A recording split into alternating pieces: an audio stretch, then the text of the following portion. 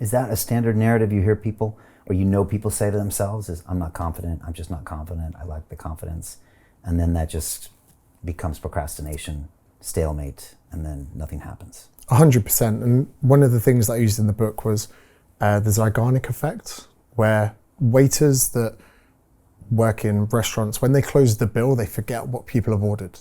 So they only really remember the bills that are still open. And the reason for that is once the bill's been paid, they don't need to remember it anymore. And I talk about this as being open and closed loops. So the waiters have an open loop. They need to have mental computing to remember that in case the machine makes a mistake. But when they've closed the loop, they get closure and they can put it to bed and they don't need the computing anymore. So I hypothesize in the book that maybe many people are creating a lot of open loops. You see someone on the tube and you go, wow, I'd love to talk to that person. Maybe I could give her my number, or you're in a meeting and you want to say something and express something that you disagree with. It might be your boss, you had a one-on-one with him and you wanted to express that you feel undervalued.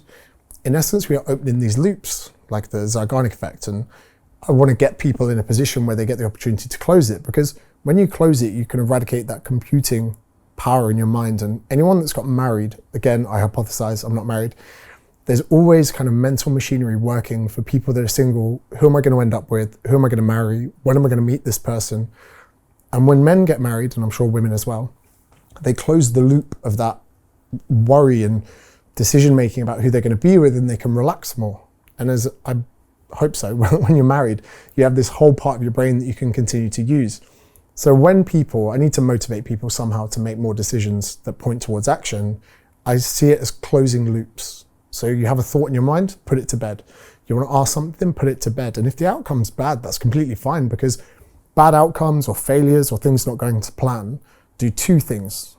They point the finger in the direction of how you can improve on that, and they also add to a level of competency. So many of the lessons I've learned in life, I learned by accident. And before being in the corporate world, I ended up in door-to-door sales for N-Power in Gloucester in winter. Ooh. Yeah, at least it wasn't during inflation times. That would have been even harder. So yeah, I would not have been allowed into so many houses, but I had a conversation. And my mum and dad worked really long and hard to provide a great life for me. And when I finished university, I kind of messaged my dad and I was like, oh, times are tough out here. You know, I've just finished university. I haven't got a job. And he was like, oh, go to the job centre. And I was like, okay. And I was like, oh, but Dad, you know, what if I don't find a job? He was like, oh, well, you can sign on. I was like, what do you mean? He's like, you can sign on the dole. He goes, I paid tax for the last 50 years. It's for people like you. And I was like, oh. So I went to the job centre, these little touch screens in Gloucester city centre, where I was at uni. First job that came up was working for N-Power door to door. And I was thinking to myself, what would I rather do, this or sign on? And I was like, this.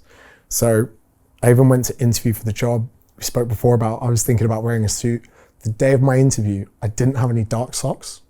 I only had white socks, tennis socks with a suit. On my first interview that I've ever had as an adult, I'm wearing tennis socks with a grey suit. I'm having to like pull my trousers down the whole time. I couldn't cross my legs.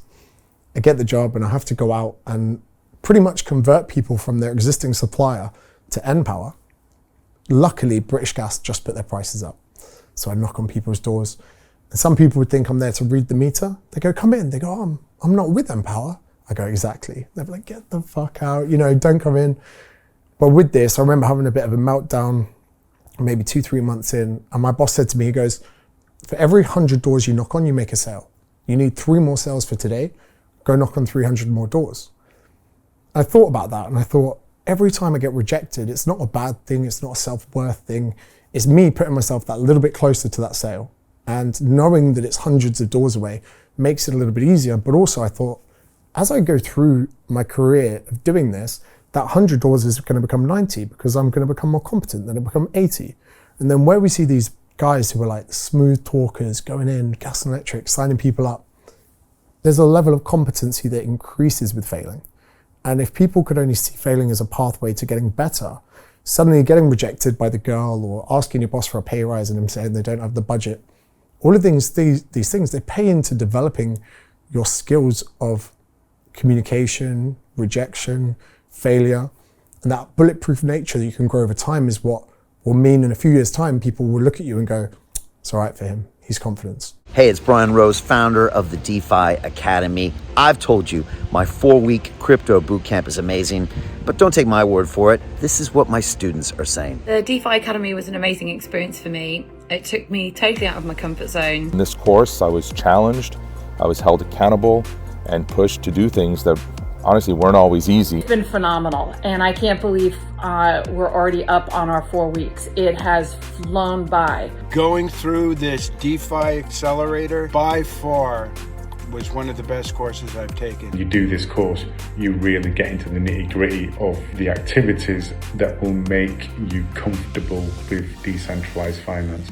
Thank you so much to Brian and everyone at London Real and the DeFi Academy for even putting together an amazing course like this. Anybody else that wants to do it, please sign up.